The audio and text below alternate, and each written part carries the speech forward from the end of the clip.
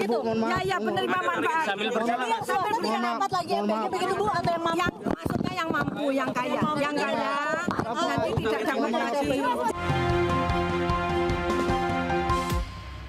Kepala Badan Gizi Nasional Nani SDA mengatakan masyarakat mampu tidak akan lagi mendapat MBG. Hal ini dilakukan untuk efisiensi anggaran makan bergizi gratis. Aku mau nyiapkan bahan nih.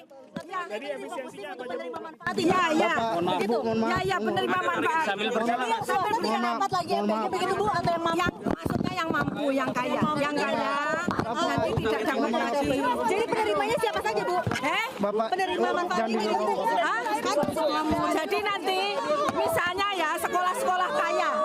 Sekolah-sekolah kaya. Di sekolah-sekolah kaya itu. Terus kemudian iya itu kan jalan, seneng banget. Itu yang dibahas apa lagi? Gimana Bu? Ini kan belum besok dibahasnya. Maaf, kasih jalan. Belum. Katanya besok sore. Pemerintah India secara resmi memberlakukan pembatasan ketat terhadap pembelian bahan bakar minyak di SPBU retail demi mencegah risiko kelangkaan pasokan domestik. Kebijakan ini darurat dipicu oleh gangguan rantai pasok energi global akibat eskalasi konflik militer di Timur Tengah serta adanya lonjakan permintaan dari sektor industri. Berdasarkan perintah resmi pemerintah yang terbitkan pada Kamis 12 Juni 2026, para konsumen komersial kini dilarang keras membeli bensin maupun solar dari SPBU retail.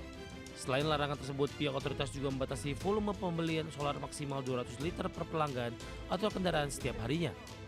Aturan ketat ini terbitkan setelah banyak perusahaan logistik dan truk berbondong-bondong beralih ke SPBU retail karena harganya jauh lebih murah dibandingkan jalur pasokan curah industri. Migrasi massal para konsumen komersial tersebut langsung memicu kelangkaan stok BBM subsidi di berbagai daerah dan menekan keuangan korporasi energi negara. Saat ini aktivitas penjualan solar kepada konsumen retail menyebabkan kerugian mencapai Rp36,5 per liter bagi perusahaan milik pemerintah India. Nilai kerugian untuk penjualan bensin retail juga menyentuh angka Rp9 per liter, sedangkan penjualan jalur industri justru dilakukan dengan harga pasar yang lebih tinggi.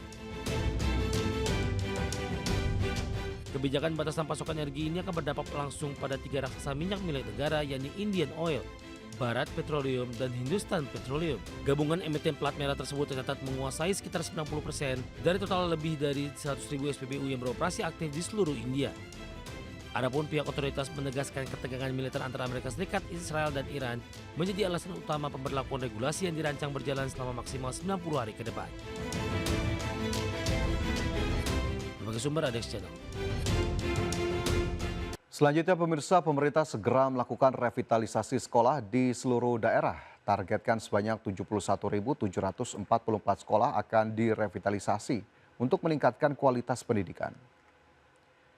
Menteri Pendidikan Dasar dan Menengah Abdul Mukti menegaskan dalam tahun ini pemerintah akan melakukan program revitalisasi sekolah yang menjadi salah satu prioritas pemerintah untuk meningkatkan kualitas pendidikan sekaligus mendorong perputaran ekonomi di daerah. Dalam program prioritas perbaikan sarana dan prasarana pendidikan di tahun 2026, pemerintah telah menyiapkan anggaran sebesar 14 triliun rupiah untuk dialokasikan merevitalisasi 11.744 satuan pendidikan.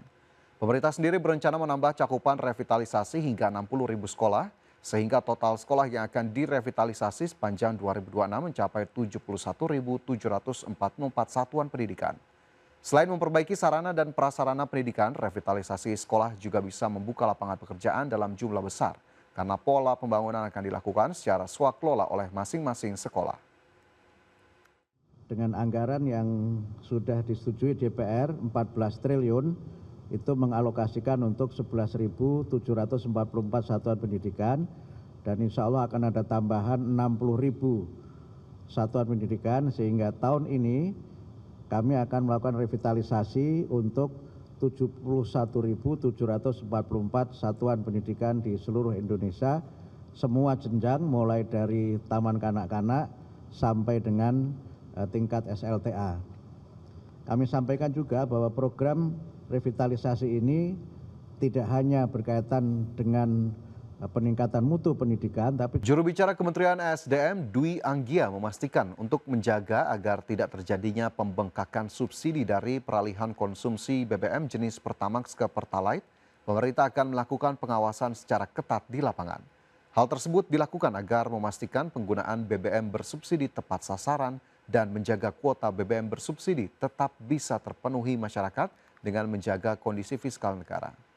Itu juga fakta yang tidak bisa dipungkiri bahwa akan ada kemungkinan besar pergeseran. Tadi kami sudah berdiskusi dengan Dirut Pertamina Patraniaga dalam 2 hari ini apakah sudah ada pergeseran. Alhamdulillah tidak terlalu besar shiftingnya, mungkin dari Pertamax Turbo ya di atas ke Pertamax saat ini, dan antisipasi mitigasi pasti dilakukan. Misalnya saat ini untuk akses BBM subsidi kan menggunakan QR ya. Walaupun mungkin banyak juga oknum-oknum yang mengakali ini, namun pemerintah, Menteri SDM sudah meminta untuk Pertamina dan juga pihak terkait untuk meningkatkan pengawasan di bawah. Tapi yang paling penting, nggak semuanya harus diawasi, itu yang paling penting kesadaran dari masyarakat yang tumbuh. Mana yang haknya, mana yang bukan haknya, itu sih yang lebih penting agar kita bisa sama-sama survive. Karena memang kondisi. Imbas naiknya harga BBM non-subsidi Pertamax, para pengendara menyerbu Pertalite. Akibatnya sejumlah SPBU mulai kehabisan stok bensin.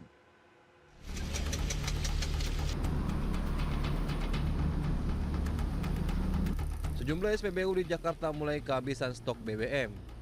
Di Kalimalang, Jatinegara, Jakarta Timur, sebuah SPBU ditutup sementara dan tidak melayani pembelian.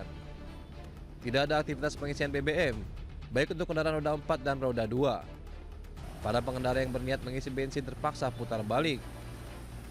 Selain mengeluhkan sulitnya mengisi BBM, para pengendara juga mengeluhkan antrian panjang di beberapa SPBU lain. Mau isi bensin bang? Ya. Terus gimana, ada nggak bensinnya atau gimana? Kosong? Ya. Oh, tadi abang niatnya mau isi apa bang? Pertama. Pertama? Ya. Oh tapi kosong?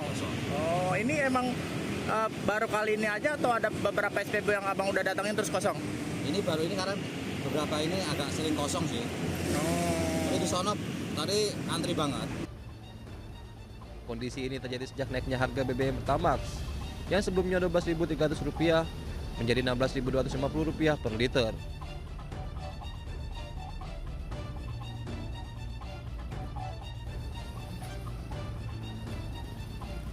Kementerian Energi dan Sumber Daya Mineral menjamin stok batu bara untuk pembangkit aman. Sekretaris Jenderal Kementerian Energi dan Sumber Daya Mineral Ahmad Erani Yustika memastikan stok batu bara hingga saat ini masih dalam kondisi aman untuk ketersediaan listrik di tanah air. Bahkan Erani menyebutkan pemerintah terus melakukan rapat dengan jajaran direksi PLN.